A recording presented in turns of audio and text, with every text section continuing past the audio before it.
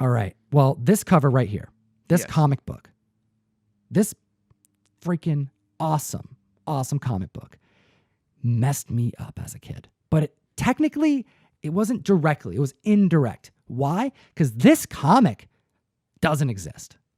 Okay? But it's right there. But it's right there. Okay. Well, we're going to get into this. Where is this comic book from? This comic is from the classic 90s television show, Are You Afraid of the Dark? This show screwed me up as a kid. Me too. Specifically this episode. Okay. We're talking about season 4. We're talking about in 1994. This Y7 show. It was a horror anthology. Right. Released on Nickelodeon for children to watch. Mm-hmm.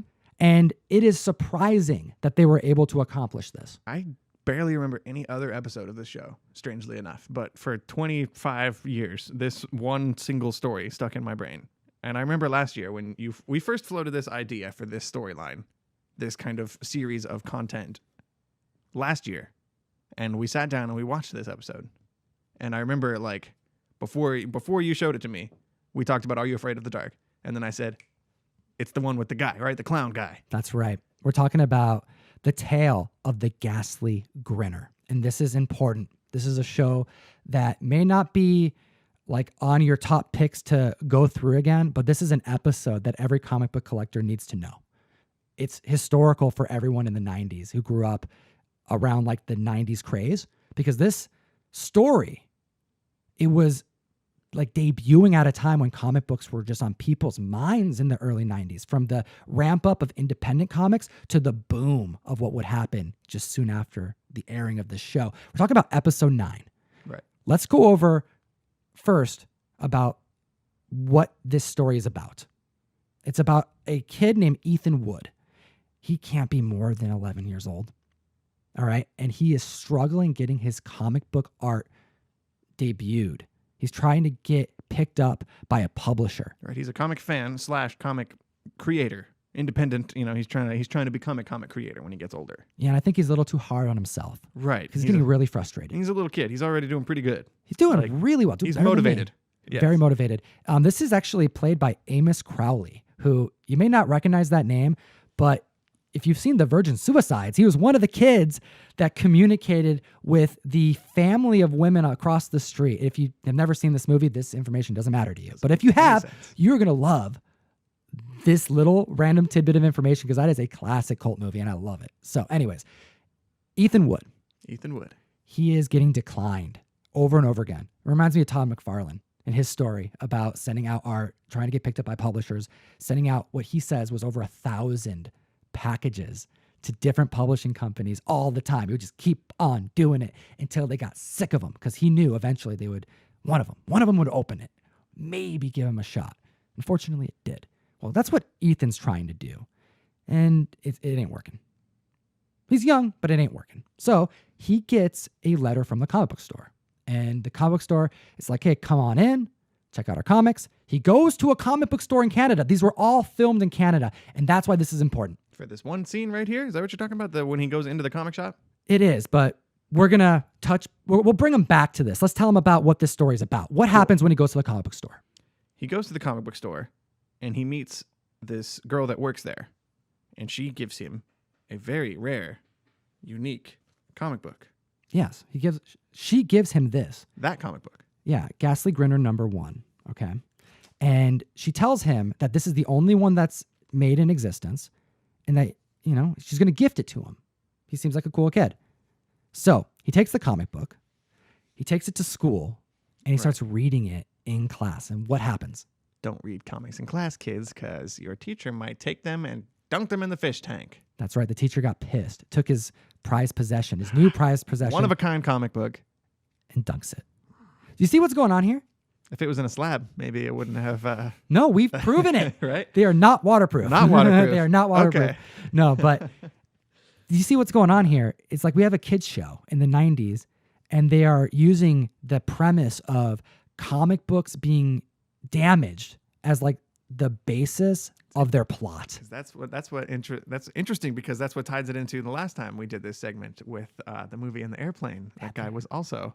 Right? Wrecking the kid's comic book that was in the plastic. So the kid, He can still read the comic, but that doesn't matter. It's all saturated. I don't know if you could read it that well, right? Oh, It's gotta- it looked like you can still read it. Mm. But the problem Waste. is the kid wants to collect it. So he's going to try to repair it.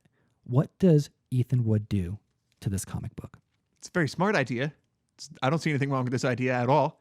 He takes his comic book and puts it in the microwave to kind of get rid of the water.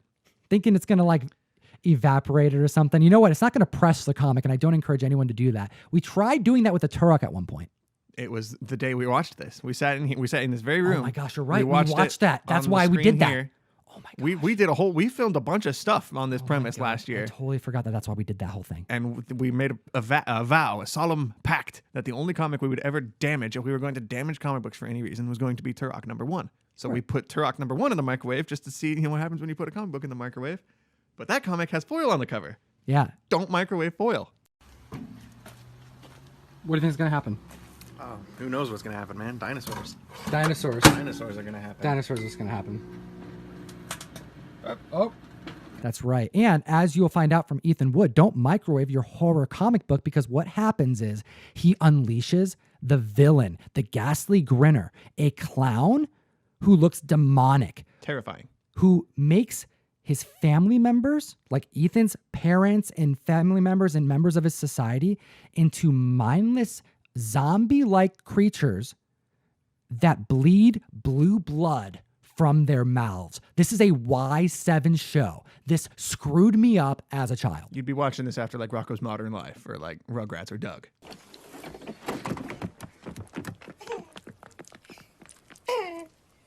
And here you go. Open that. What? I'm opening this? Okay, now you have permission. He hasn't seen this. Open it up and take a look at what's inside. This is important. Go ahead. Do it. I'm scared something's going to fly out. Do it. Nothing's going to fly out at you, I possess promise. me. You're not going to see the Ghastly Grinner get all, turning you into a zombie or something. What do you see there? Describe what you're seeing. What are you doing right now? I'm opening. Ah! It's Turok. Wait, what? The inside Explain. is Turok. Wait, what's going on? What is going on? Take the cover. Separate it. Take the cover. Take the cover. Separate it. It's not real. It's not real. This comic doesn't exist. Okay. This is scared me. a replica cover that I put a Turok #1 to give it some added volume so it looks like a real comic. This is a reproduction of a comic that doesn't exist because of this show. And pretty I cool, wanted to though. use a Turok in there because, if I'm going to hide a comic book forever, This is the one we microwave. that's well, the it's one. not the one we Move that. microwave. Pick that up. Under. That's tape. Ah! Here. I'll fix it. Right on camera, everyone. It's okay. I'm going to fix it. Rip. He did that on camera. It's my fault. Comic fam. Comic fam, it's Like my and fault. subscribe. It's okay. It's a replica. It's a replica cover, and I just wanted the front. It's okay. The front's all that matters. The front's all that matters. Oh God. I This is love what you it. get when you have You me. placed it down. You placed it right down on the I did. tape. You watched it happen too. It's okay. It's okay. It's not a real comic. So if there was one to have it happen, it'd be this one. And I'm going to keep it in the bag that you screwed it up on. Thank you. It's okay. Thank you Anyways, for remembering my shame for years and it's years. okay. You're damaging the statues. You're damaging our repo fake covers. This is why. It's okay. This is why you don't have me in the same room with Jeff anymore, because he's gonna bring in those Detective 27s, and I'll be like, "What you got?" Oh my goodness. This is something that I wanted to own for my collection just because I wanted to cover. I think this is cool. Yes. And I have other reproductions on their way because this is a section where we like to bring comic books that break into the mainstream and that hit press and that hit the internet or hit television shows or movies, music even, to the mic. But this isn't a real issue. This isn't one of those moments where I'm going, whoa, there's a comic. Whoa. It doesn't exist. This isn't what makes it worthy of being in this show. No, we're going to go back. We're going to go back a little bit to when this Ethan Wood enters the comic shop. This is a real comic shop in Canada. It's a real comic shop. They filmed it in the 94, probably maybe early 94, late 93. In a real comic shop, they clearly did not take down any of the decorations or comic books that they had scattered throughout the store. So as little Ethan is walking around this shop kind of wondering, why am I here? Who sent me this letter? What am I doing? He's looking around and you can see comic books on the rack that are real. You can see Savage Dragon. You can see Star Trek. There's Punisher in there. It's a lot of X-Force in there. Right? Think of the 90s comics and Comic Fam. Exactly. They're not all showcased in this picture, but if you recognize any of these issues, you can only see kind of like the tops of a lot of them. Let us know in the comment section below which ones they are. We'll give you some credit in future videos. Like a no prize or something. Yeah, something, because it's crazy to think that they got away with this. This is official licensed Marvel product. You're seeing Wolverine on screen. Like alongside Superman cardboard cutout too. So there's like different companies happening here. You got Image, DC, and Marvel Comics all in this one comic shop that I don't think they would let happen today if they were to film something like this now. It's kind of like a little time capsule, because that's what was on the shelf. Yep. At that time when they rented out that store, probably for the day. That's actually probably the best way to figure out what, when they filmed it there was based on which week's comics were on the wall that day. Oh, that's a good point. Yeah, if we can figure out some of these comics, Comic Fam, help us out. You can see the titles, but it's hard to make out anything other than like, the top, very, very small part of the cover. But you can tell what color the covers are, so you might be able to, Yeah, I recognize some of the logos. And honestly, we could go through every cover of X-Force, but I know there's some X-Force diehards out there who are going to go, oh, no, I know what comic that is. I know exactly which one that is off the top of my head. It's so cool. So anyways, whoa. That's a comic.